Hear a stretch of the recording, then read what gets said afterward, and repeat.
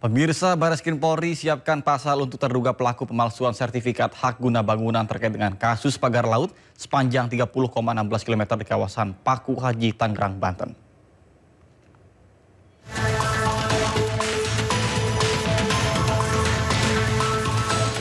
Sejak dimulainya penyelidikan dalam kasus pagar laut di Tangerang, Banten, Barreskrim Polri telah mengumpulkan barang bukti dan keterangan terkait terbitnya sertifikat hak guna bangunan yang saat ini telah dibatalkan oleh Kementerian ATR BPN. Ditemui di Mabes Polri pada Jumat sore, Dirtipidum Barreskrim Polri Brigjen Pol Juhandani Raharjo Puro mengatakan pihaknya telah menyiapkan beberapa pasal dalam kasus ini, yaitu pasal pemalsuan surat, keterangan palsu, penyalahgunaan wewenang, dan tindak pidana pencucian uang. Saat ini kami sudah melaksanakan penyelidikan dan semoga kita bisa mengungkap apakah ini juga merupakan tindak pidana yang kami duga, yaitu dalam hal ini kami sudah menyiapkan ataupun dugaan terkait pasal 263 KUHP, kemudian pasal 264 KUHP, dan kami juga menerapkan undang-undang pencucian uang.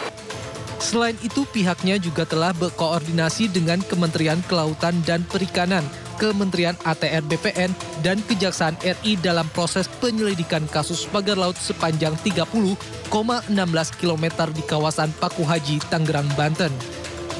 Dalam waktu dekat, pihaknya juga akan memanggil beberapa pihak untuk dimintai klarifikasi terkait penerbitan sertifikat hak guna bangunan yang telah dibatalkan oleh Kementerian ATR BPN.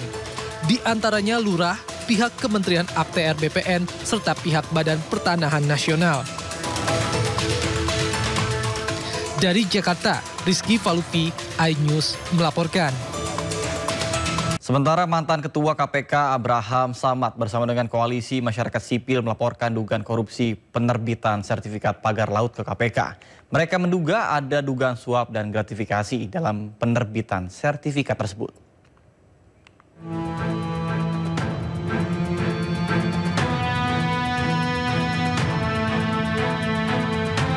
Koalisi Masyarakat Sipil melaporkan dugaan korupsi penerbitan sertifikat pagar laut di Tangerang, Banten ke Komisi Pemberantasan Korupsi. Beberapa tokoh dalam koalisi ini diantaranya mantan Ketua KPK Abraham Samad, aktivis sekaligus mantan Sekretaris BUMN Said Didu, Ketua PBHI Julius Ibrani, dan sejumlah aktivis lainnya. Mereka menduga ada suap menyuap dan gratifikasi dalam penerbitan sertifikat hak guna bangunan maupun hak milik pagar laut. Adapun pihak-pihak yang menjadi terlapor mulai dari pemilik Agung Sedayu Group Sugianto Kusuma alias Aguan hingga Presiden ke-7 Republik Indonesia Joko Widodo.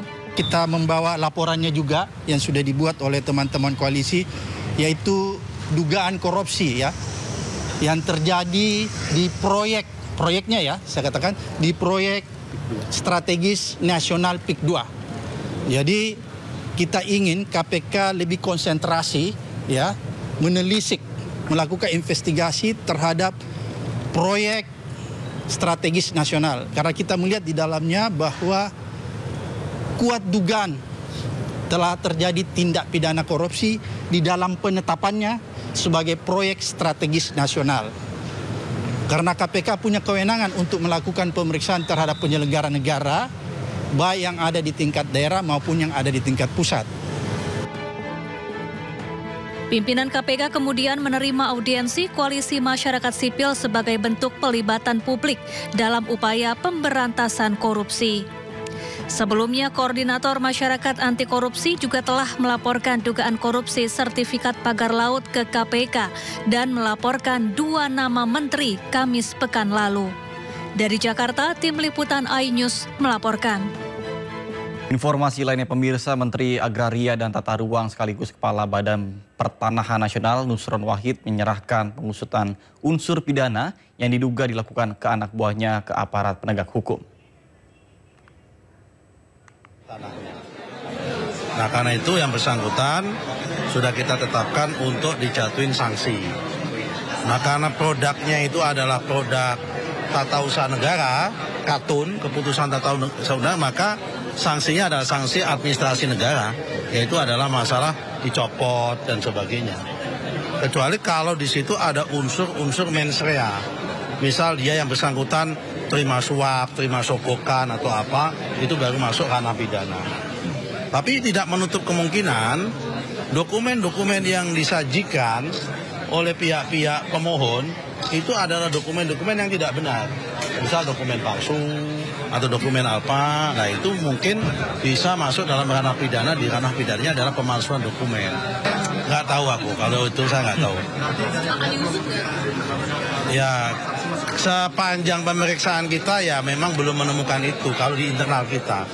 Tapi kalau masalah suap dan tindak pidana yang lain kan sebetulnya itu bukan lagi kewenangan kementerian. Itu kewenangan APH kan.